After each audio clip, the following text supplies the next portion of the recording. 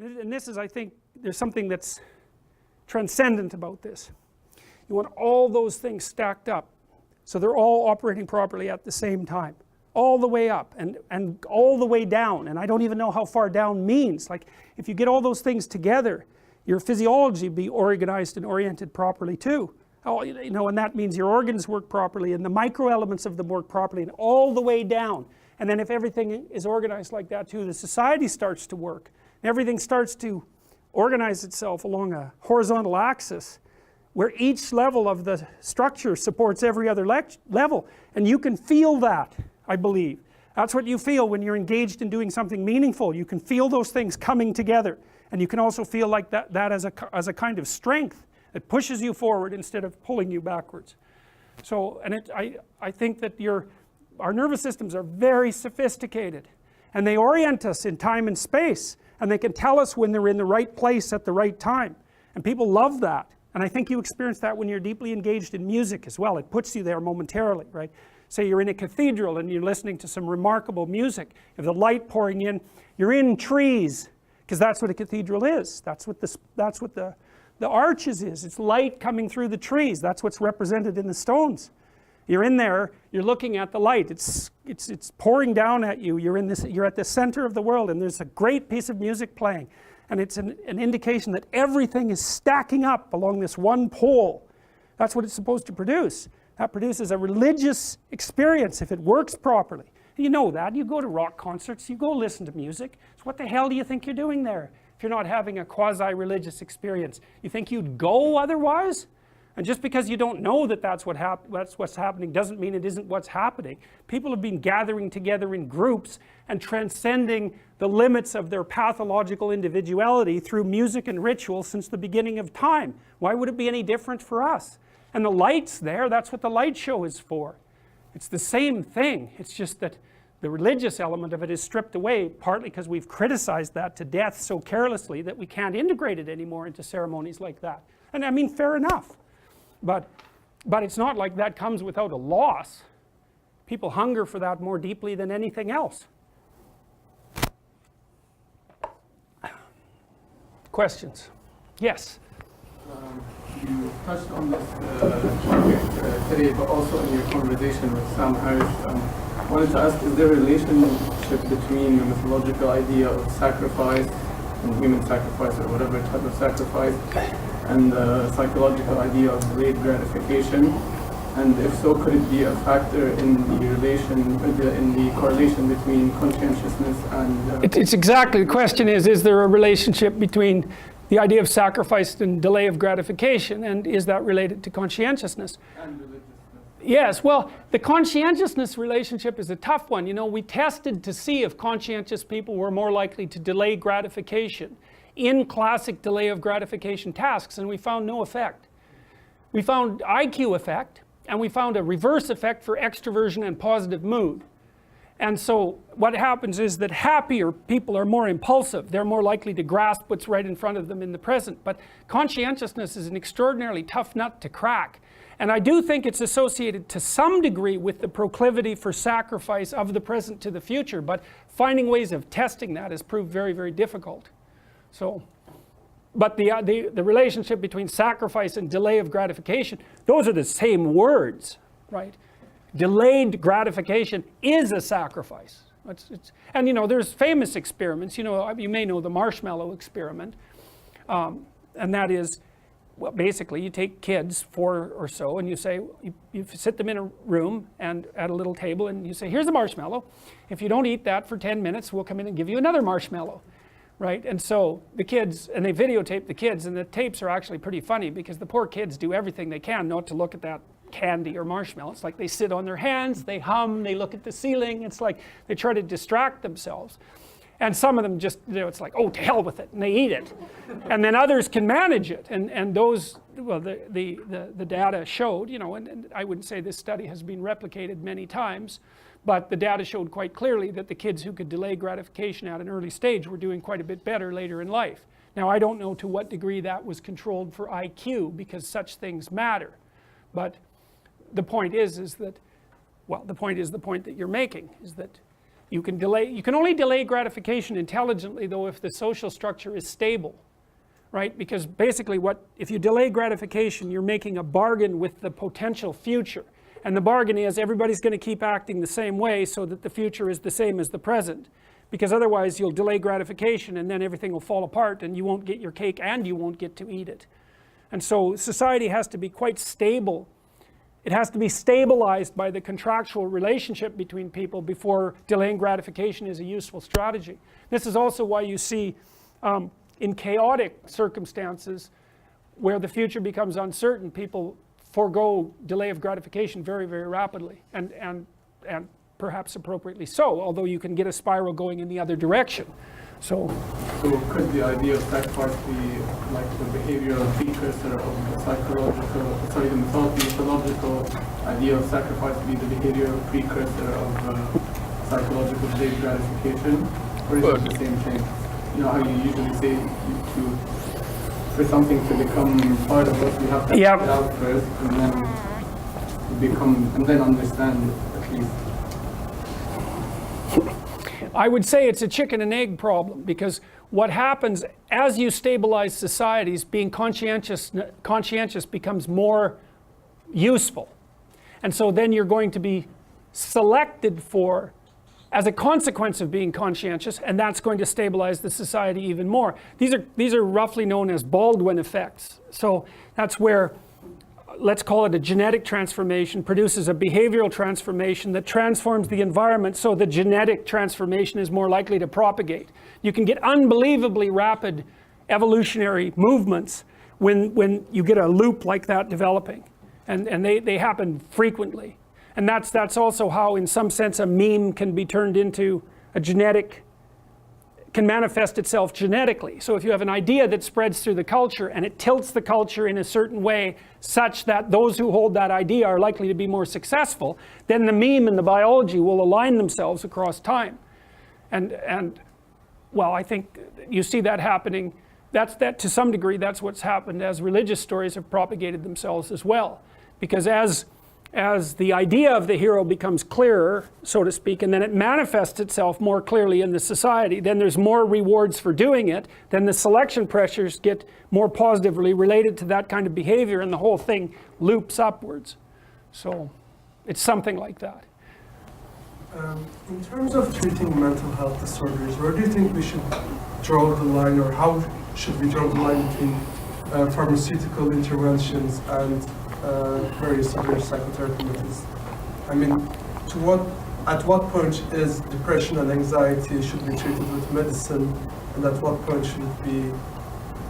Is it Okay, that's a good question. So the question is, how do you differentiate the utility of behavioral / psychotherapeutic treatments for conditions like depression versus medical treatments? Okay, so the first thing I would say is, don't underestimate the utility of medical interventions.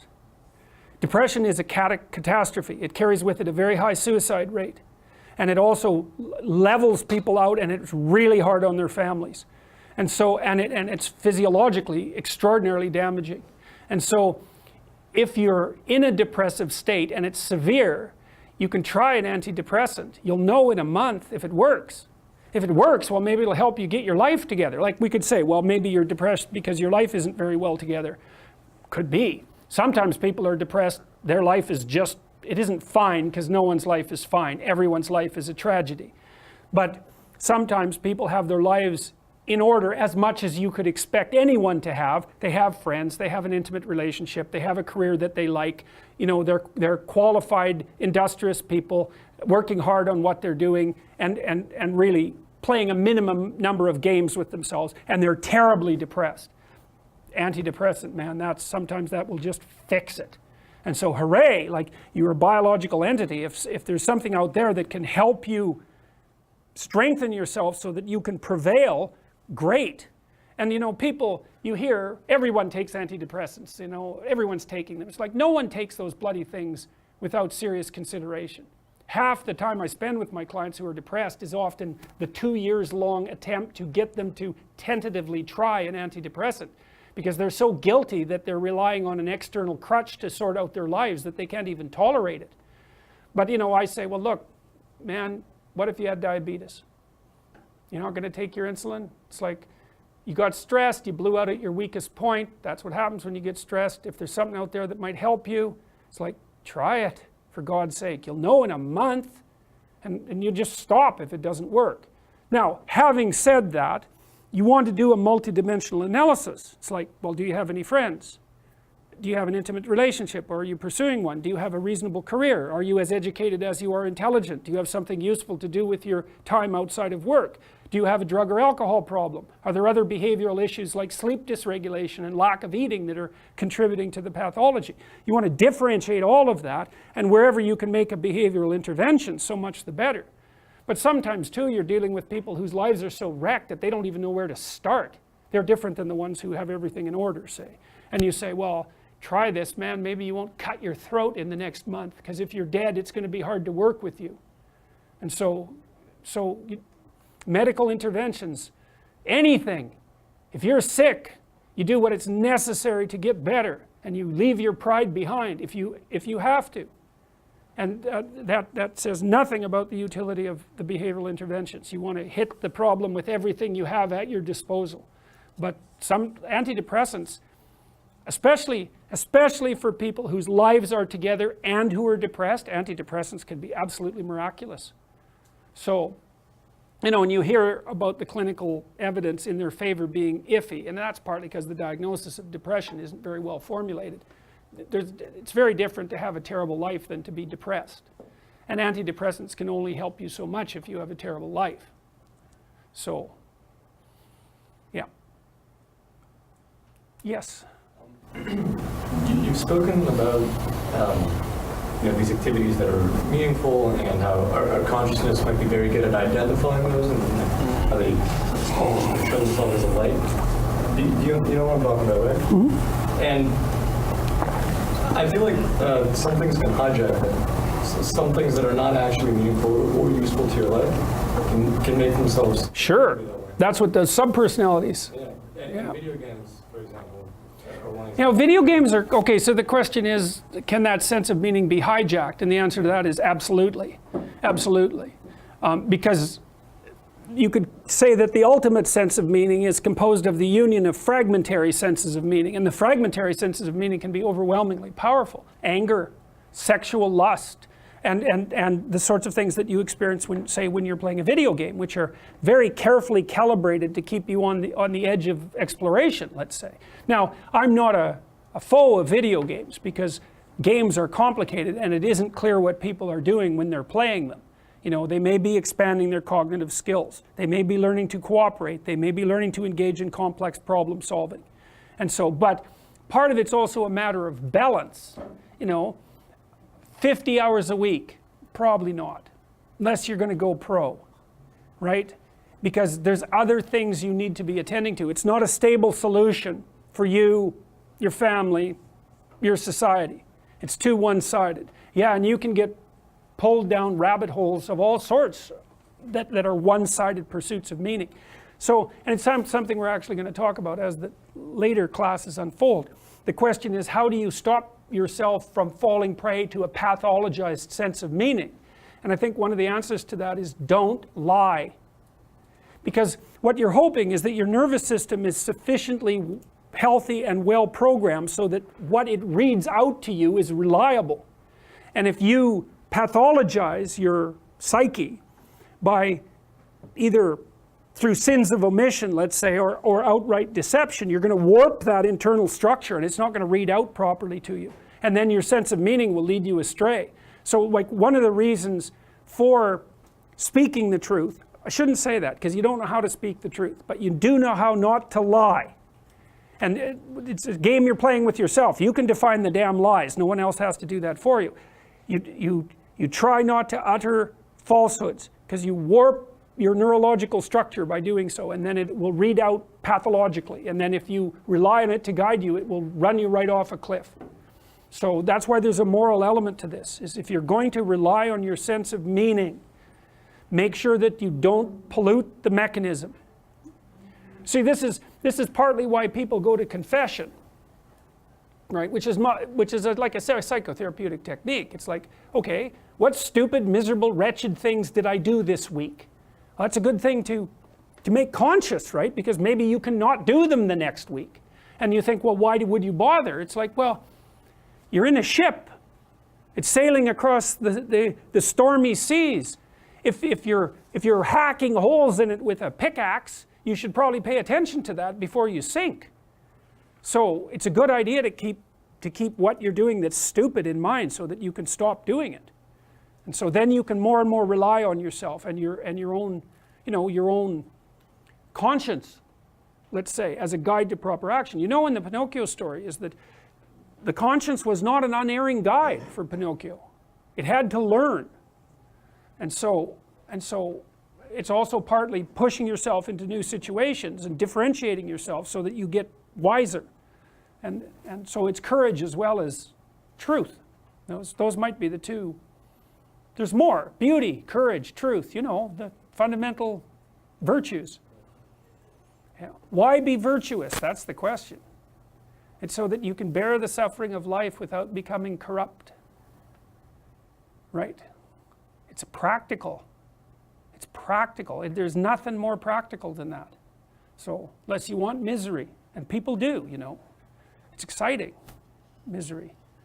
So, other questions?